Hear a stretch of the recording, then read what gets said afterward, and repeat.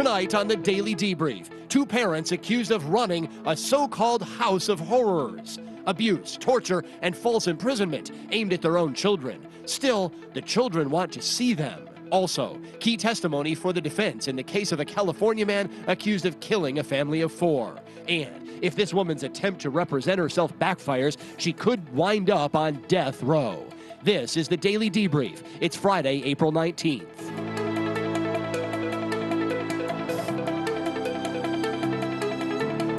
And good evening, everybody. Welcome to the Debrief. Aaron Keller here along with Heather Hansen. Good to see you again. Good to see you, Aaron. And Judge Ashley Wilcott joining us in a moment. Sentencing today for two parents who admitted torturing most of their 13 children and holding them captive inside a California house. Their story became known as that of a so-called house of horrors. Here is the 911 call from the couple's 17-year-old daughter who escaped. It set the stage for today's sentencing. I've never been out.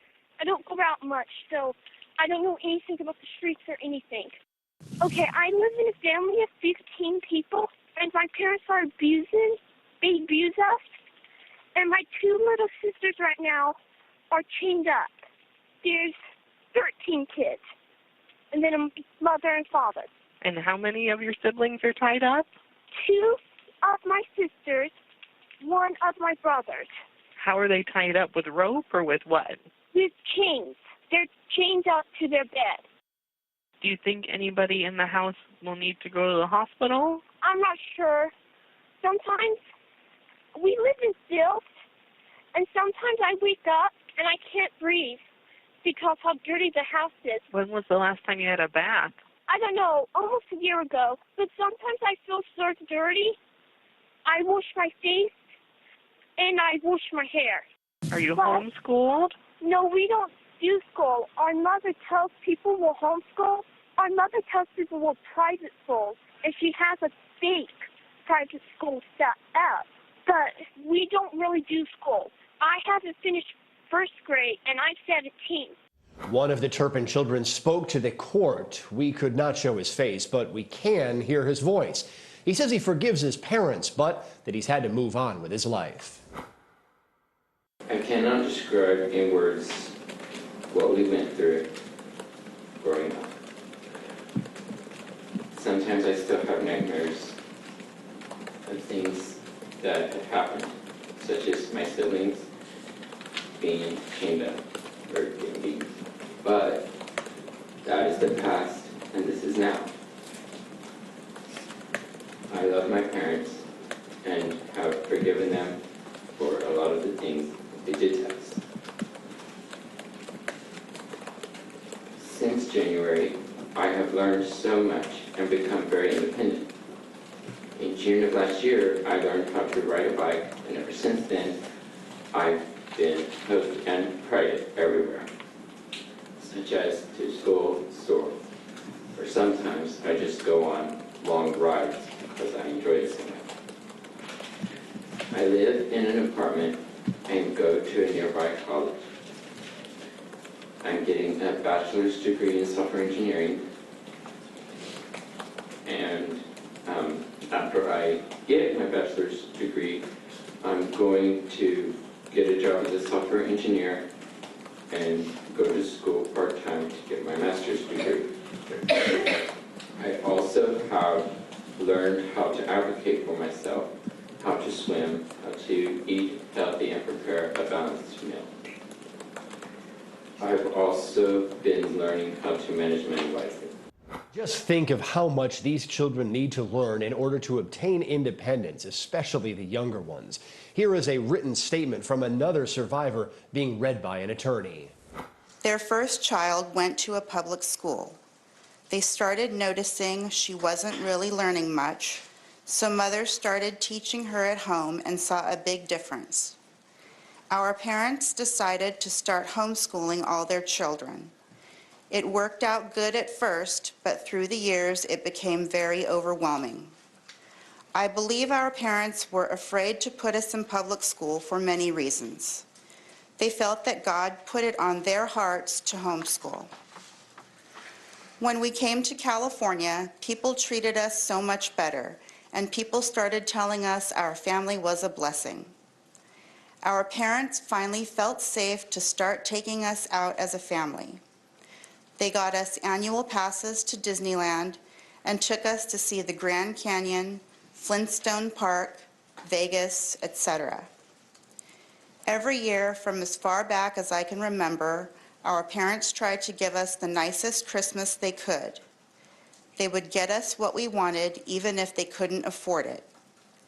They always tried to keep up with our birthdays every year, too. Closer to the end, things became more overwhelming again. I truly believe most of this was because our mother lost both of her parents in 2016.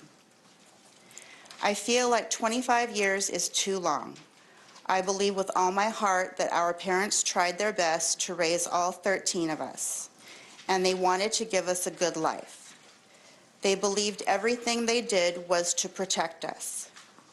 If at all possible, I would really appreciate if the court would place our parents as close to the detention center they are in right now, so if we ever want to visit them, we can. Also, I want the 2-year restraining order lifted, and I want to be allowed to talk to both my parents by phone. Those are the words of the survivors, now the words of the parents. David Turpin said all of the abuse which he admitted to committing started with the best of intentions. But read those statement for me. All right.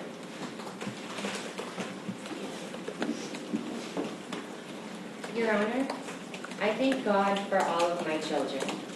Each one of them is a blessing from God.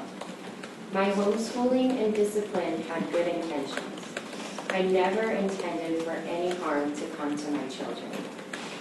I'm sorry if I've done anything to cause them harm. I'm glad we were able to resolve this case without my children being forced to testify. I love my children, and I believe my children love me. I hope and pray that my children can stay close to each other and look out for each other, since their mother and father cannot be there for them and with them. I hope the very best for my children in their future. I hope my oldest son successfully completes the 2 college degrees he's been working on.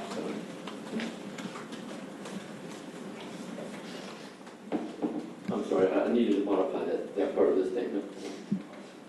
I hope my oldest son and 4 daughters currently in college successfully complete the degrees they are working on.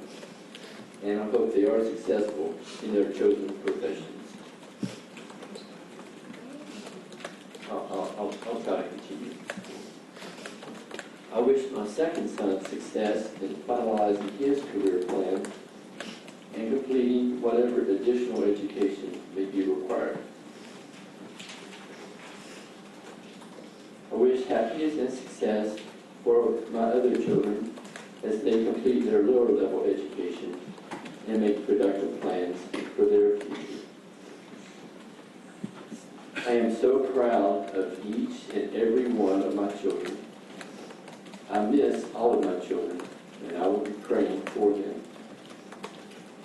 I long for the opportunity to have contact with them again. Thank you. Those are the words of a man who admitted to torture, dependent abuse, adult abuse, false imprisonment, and child endangerment. He wants to see his kids again. Here's how his wife addressed the court. I'm sorry for everything I've done to hurt my children. I love my children so much. I'm blessed to be the mother of each one of them. I only want the best for them. Their happiness is very important to me. They're very smart and amazing individuals. I hope they get all the education they need to make their dreams come true. They deserve only the best in life. I don't want any of them to be sad or depressed because of all of this. I want them to know that Mom and Dad are going to be okay. I also want them to know I believe God has a special plan for each of them. I really look forward to the day I can see them, hug them, and tell them I'm sorry. I want them to know how special they are and how very proud I am of them. I pray for my children every day. I want to say again how truly sorry I am for everything I've done to hurt them. I love them more than they could ever imagine. Thank you, Your Honor. The judge lectured the Turpin parents with these words. Children are indeed a gift. They're a gift to their parents, they're a gift to their family, to their friends, and they're a gift to society. They're a gift to their parents in the sense that the parent should be joyful of firsts in their child's life. First day of school, first date, first graduation, first job, marriage. All of those things should be enjoyed by parent and child alike. But they're also a gift to society. They're a gift to society because you don't know what a child is going to do when they get through their schooling and seek their occupation.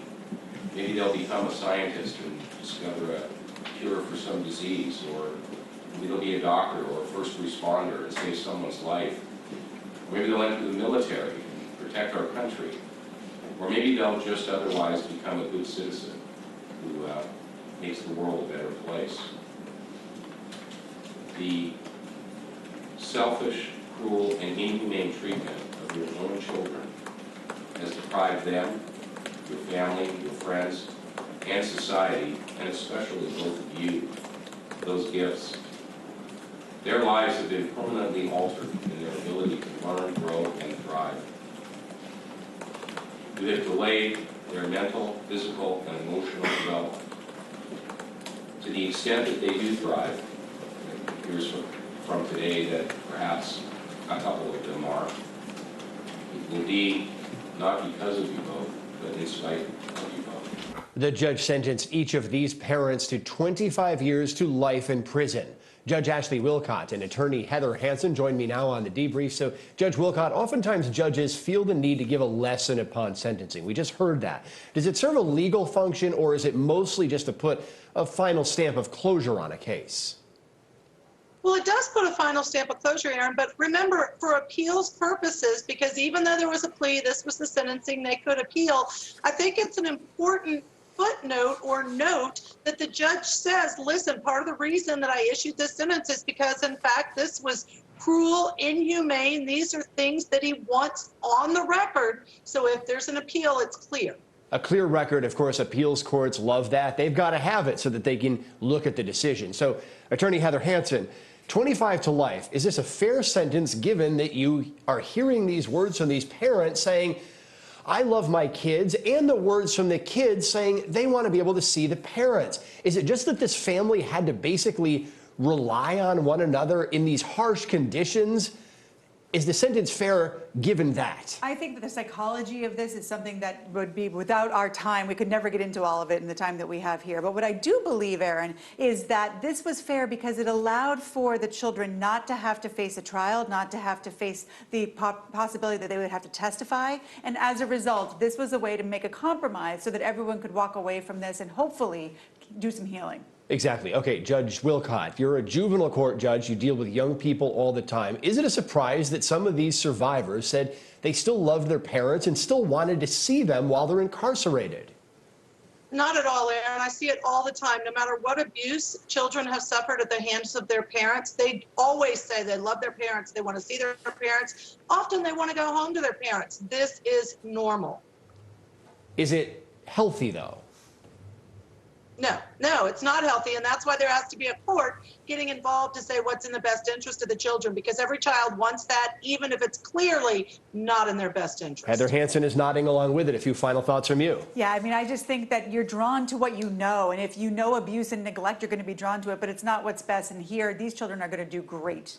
Well, you heard the one talk about his college education, going on to advanced college education. That's the plan for them. And still ahead tonight here on the Daily Debrief, a woman facing a possible death sentence in Georgia is representing herself. Plus, we'll take you back inside a California courtroom where a man is on trial for killing a family of 4. Bank account records cast doubt on the alibi of an alternate suspect. More details on this case after this.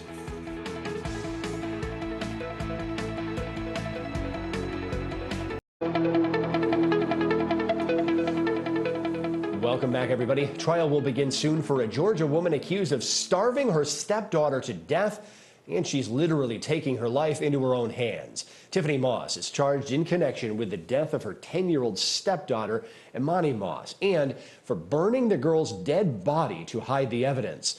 Prosecutors say Moss took care of her own children, but neglected the stepdaughter. Moss is representing herself in her own death penalty case. She's had one small victory so far, keeping a woman in the jury pool who said in court that she was not in favor of the death penalty. Now to the McStay family murders in California. Defendant Charles Merritt, he goes by Chase, is accused of killing his business associate Joseph McStay and the entire McStay family. The family disappeared in 2010, and authorities stopped looking for clues after the authorities presumed the family had just vanished into Mexico. Years later, though, the graves of all 4 of the McStays turned up in the Mojave Desert. Defense tests on 2 items found buried with the McStay family in shallow graves revealed the DNA profiles of 3 unknown people. The unknown profiles came from a rope tied around Joseph McStay's neck and from Summer McStay's bra, which was cut, presumably by her attacker or attackers. The unknown profiles are from none of the McStays and are not from defendant Chase Merritt. Who are they from? And are the profiles signs of the real killers? And why did the defense have to perform their own tests on these items after tests by state authorities failed to turn up the DNA? The defense in this case has named another possible suspect whom they say the police failed to fully investigate and who they say could be the real killer. His name is Dan Kavanaugh, and he also did business with victim Joseph McStay. Kavanaugh's PayPal account number was used by someone in Hawaii just before the time of the murders, but late this week, a witness testified that the actual account was being accessed in California the time the McStays disappeared from there. These are Dan Kavanaugh's PayPal records. We showed January 14th, and you indicated 12:13 a.m. Is that IP address associated with a region? Yes. And what is that? That IP address is associated with Hawaii. Okay. And we have, it looks like there's 3 entries, all on January 14th, the last being at 12:31? 12:31 a.m. Okay. With the same IP address, so that also would be Hawaii, correct? That's right. All right.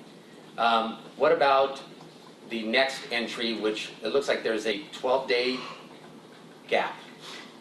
That's right. January 26th is the next entry. So January 26th, the time is 4:47?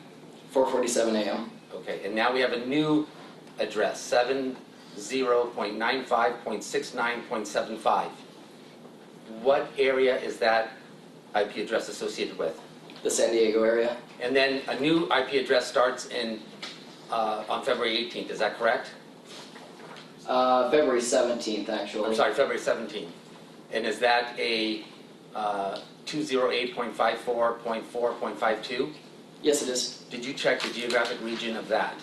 Yes, I did. And what geographic region is that associated with? That region is associated with Southern California in general. That is a T-Mobile address, so that is a mobile device, and often those regions are not as specific as some of the other ones. The key is that alternate suspect Dan Kavanaugh's account was being accessed from South California, where the murders happened, at the time the murders happened. It was last accessed in Hawaii more than a week before the family is believed to have been killed. Would it be safe to say that over 90% of the rest of the geographic regions associated with Dan Kavanaugh's PayPal records are either San Diego area or Southern California area? Absolutely. The vast majority of many different IP addresses is the Southern California or specifically San Diego area. Did you see any geographic region associated with Hawaii after that first January 14th date? No, I did not. Family disappeared the next month. So was this alternate suspect really in Hawaii as he claimed? Let's talk about this. Judge Ashley Wilcott, attorney Heather Hansen on this one. Heather, okay, so is this a case of shoddy police work? Is this a case of an alternate suspect lying? Or is this a case where they do have the right defendant? I think it's the first two. I think there's definitely shoddy police work here. We know that blood spatters that were found during the course of this trial were never found during the investigation. Now we've got a situation where the alibi of the alternate suspect is coming under question. I think the defense is doing a fabulous job with this case, especially given all of the new things that have come up. I just don't know, Aaron, what the prosecution is going to do about the lack of physical evidence. Okay, you know, they've got the family in the graves, and it's powerful. We're looking at it. You've got the hammer. You've got a hole in one of the victim's skulls that you can picture that hammer going into that hole. But Judge Wilcott, you know, a graphic crime scene doesn't point fingers directly at this defendant or any defendant for that matter.